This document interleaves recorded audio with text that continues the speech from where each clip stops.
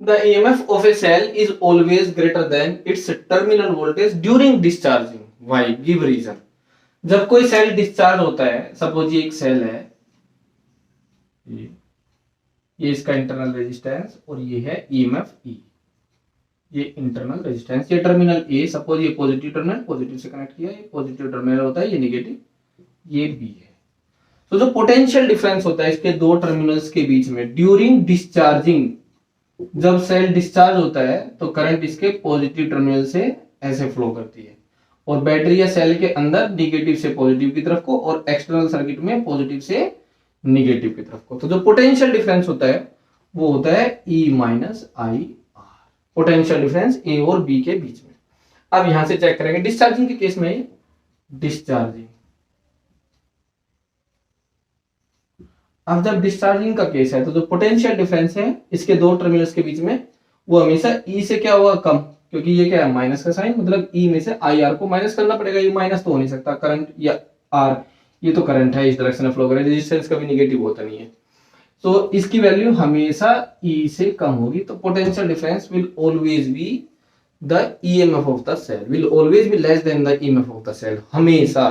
और अगर चार्जिंग होगा तो करंट की डायरेक्शन बदल जाएगी, मतलब करंट अपोजिट हो जाएगी, तो ये माइनस आई हो जाएगा, तो ई प्लस आई आर हो जाएगा चार्जिंग के केस में। तो चार्जिंग के केस में वोल्टेज हमेशा ईएमएफ से ज्यादा होता है। आप ऐसे भी समझ सकते हो सिंपल वर्ड्स में, बैटरी एनर्जी दे रही है बाहर सिस्टम को, कोई भी लोड रेजिस्टेंस, कोई भी अप्लायंस आपने कनेक्ट किया बैटरी से, तो बैटरी एनर्जी देगी बाहर सिस्टम को। अब उस एनर्जी का कुछ हिस्सा तो इसके इंटरनल रेजिस्टेंस में वेस्ट हो जाएगा, तो जो बाहर एनर्जी मिलेगी वो कम मिलेगी, मतलब जो पोटेंशियल डिफरेंस होगा जो अप्लायंस आपने कनेक्ट किया उसके अक्रॉस पोटेंशियल डिफरेंस कम होगा जितना इसका ईएमएफ है, ठीक है ना। ईएमएफ ऐसे मान सकते हैं ये जो एनर्जी प्रोवाइड कर रही है, और एक्सटर्नल जो पोटेंशियल डिफरेंस है इसके दो टर्मिनल्स के बीच में उसको जो ये मान सकते हैं कि जितनी एनर्जी इसने प्रोवाइड की, वोल्टेज इनटू करंट एनर्जी हो जाएगी।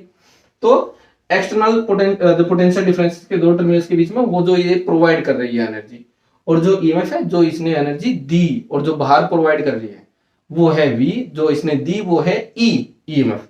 लेकिन कुछ एनर्जी का जो इसने एनर्जी दी उस एनर्जी का कुछ हिस्सा इसके इंटरनल रेजिस्टेंस में वेस्ट हो जाएगा, तो बाहर जो एनर्जी जाएगी आउटपुट जो होगी वो कम होगी हमेशा, कुछ एनर्जी तो लॉस हो रही है इंटरनल रेजिस्टेंस में। तो ये है आउटपुट, ये है इनपुट और ये है लॉस। अगर आई की मल्टीप्लाई कर देंगे, देखो तो V है, तो V into I equal to E I minus I square R, ये तो है आउटपुट, ये है इनपुट जो बैटरी ने एनर्जी दी, जो बैटरी ने वर्क करा, और ये है लॉस, तो बैटरी ने वर्क इतना करा, इतनी एनर्जी दी, उसमें से ये लॉस हो गया तो बाहर एनर्जी कम जाएगी।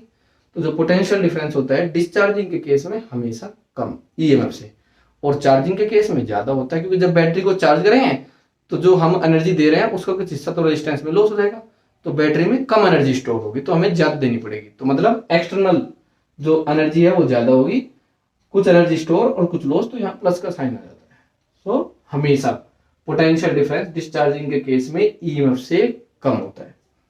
So potential difference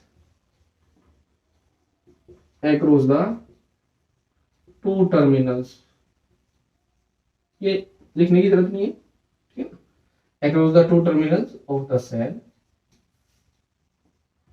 is always less than its EMF।